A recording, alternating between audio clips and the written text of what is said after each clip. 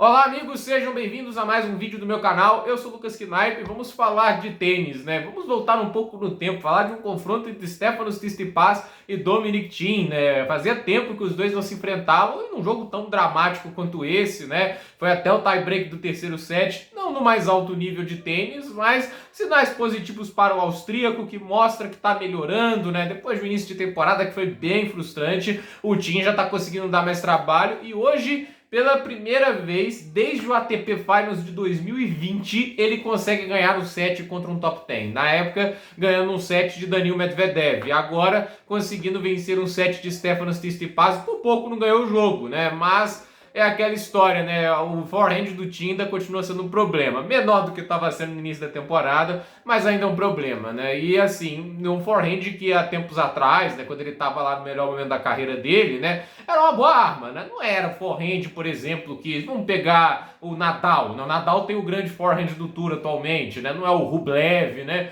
E assim, nos casos mais modernos, que tem um baita do forehand, do Fritz, né? Ele não tinha esse forehand, então o Fritz é até um bom paralelo, que ele mete a mão assim, é por ignorância o forehand dele, né? Ele não tem aquele forehand pesado, mas era bem direcionado, era preciso. Ninguém gostava de trocar bolas com o time, porque era um cara muito sem buracos. E hoje o forehand é um buraco. E é justamente no golpe que você usa mais para definição, o golpe que você gera potência com mais facilidade. Ele tem ótimo ângulo com backhand e tudo isso, mas não é um golpe que normalmente você define as jogadas. Quem tem um backhand que define jogadas é o Wawrinka. De resto, assim, você tem o Djokovic, o Nadal às vezes, mas o backhand normalmente você usa ali para sustentar os pontos, não muitas vezes você vai usar para defini-los, né? E assim, a gente viu um jogo entre dois tenistas, um que tá sem confiança no forehand, que ainda é o Thiem, melhorando, mas ainda tá tendo os problemas, e com o passar do jogo a gente vê que oscila cada vez mais. O outro sem confiança nenhuma no backhand, né? O Tsitsipas, ele é um termômetro no backhand, né? Quando tá com confiança no backhand, ele consegue fazer atuações maravilhosas, né? Já ganhou do Federer no Australia Open.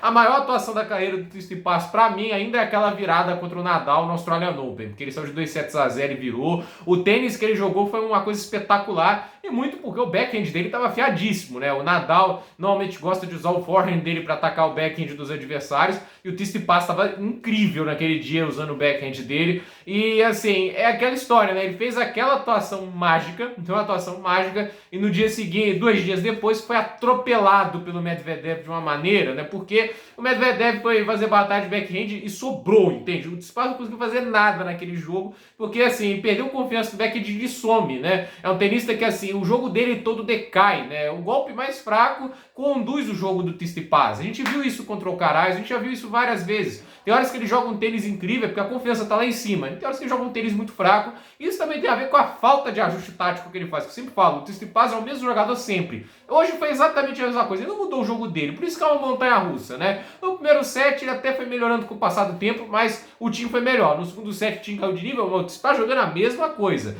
E aí no terceiro set a gente viu um jogo que fica mais duro, sem necessidade, entende? O time não teve uma melhora gigantesca no jogo dele. É o Tsitsipas que não faz nada de diferente, né? Um cara que insiste no jogo dele, esperando que uma hora ele consiga se acertar e ganhar a confiança de volta, mas nem sempre funciona assim. Às vezes, para você ganhar a confiança de volta, né, pegar o ritmo do backhand, você pode ter um prejuízo grande, né? E às vezes, quando você perde um saque, né, você perde ainda mais confiança. Então, falta inteligência tática, assim, de um nível muito grande para o Stefanos Tsitsipas, né? Eu acho que se a gente parar para pensar dos tenistas da New Generation, eu acho que ele é o cara que pior desenvolve o jogo tático dele, dos quatro, né?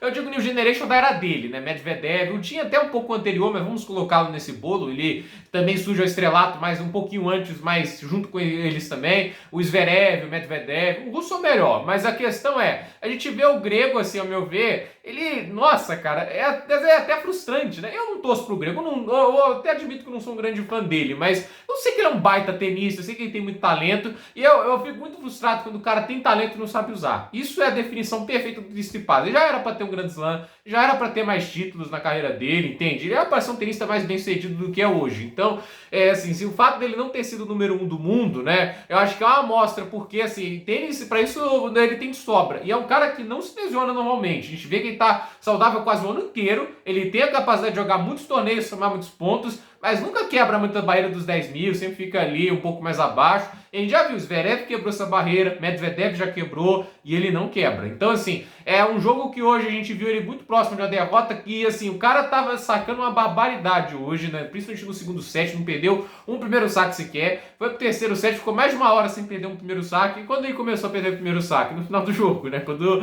tava valendo a partida, né? Assim, tem o match point, vai jogar pro segundo saque, perde o ponto. Muito bem jogado o ponto pelo Thiem. Mas aí é o que eu digo, né? O Dominic Thiem é um tenista que tá tentando recuperar aquele nível que já levou ele a vitórias contra Djokovic e Roland Garros, vitórias do Saibro contra Rafael Nadal. A gente sabe do que o Thiem é capaz, mas a questão é, o backhand não é o problema, tá lá. O forehand que tá instável. Pelo menos instável é melhor do que, assim, como podemos dizer, frágil, entende? Ou podemos dizer de uma maneira, né? Não machuca, né? O forehand dele, um bom exemplo é a partida no ATP 500 do Rio, que ele jogou com o Thiago Monteiro. Nenhum forehand dele machucou. Eu só, se ele teve 3 winners com forehand, foi muito, né? O Thiago Monteiro não é o melhor jogador de fundo de quadro, o Tsitsipas é muito melhor do que ele nesse aspecto, né? E em outros também, mas a questão é, o Thiago Monteiro sustentou um jogo e ganhou contra o Dominic Thiem no Saibro, né?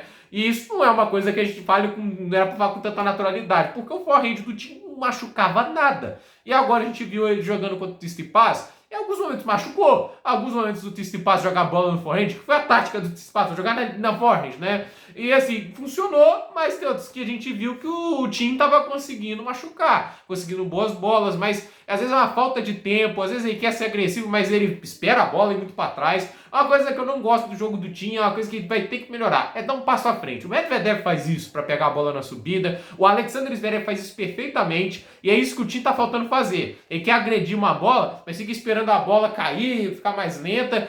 Pega na subida, arrisca mais, dá menos tempo de reação e você ficar mais longe de quadro, fica mais difícil de agredir o adversário. Então, assim, eu vejo que o Thiem ainda tem que melhorar alguns aspectos e acho que o trabalho no forehand é crucial. E se ele recuperar o forehand, ótimo. Mas o fato de ele ter feito esse jogo, por mais que ainda esteja longe do melhor nível dele, já mostra que ele está conseguindo se recuperar. E esse é o momento para ele capitalizar. É o Saibro, a melhor superfície dele, é onde ele joga melhor. Vamos ver o quão longe ele consegue chegar nos próximos torneios. Se tivesse vencido hoje do Tsitsipas, seria sensacional e teria boa oportunidade de avançar longe no torneio, visto que os próximos oponentes aí do Tsitsipas, até enfrentar acho que o Taylor Fritz nas quartas de final, não são grande coisa, né? O Fritz é memória ruim, né? Porque em Monte Carlo o Fritz passou por cima do Tsitsipas, né? E jogando esse tênisinho aí, ele tem chance de ir pra final, né? Vamos ser sinceros, a chave dele aí escapou os melhores saibreiros, né? Zverev, Alcaraz, Rublev, tá todo mundo na chave de cima. A chave dele em perigo tem o Fritz e o Medvedev, né? Vamos ver se o Medvedev chega até a semifinal, mas a questão é, caiu aí a Aliassime, caiu muita gente boa na chave dele, tá aberto para ele até a final. Vai ter que jogar melhor do que isso, porque,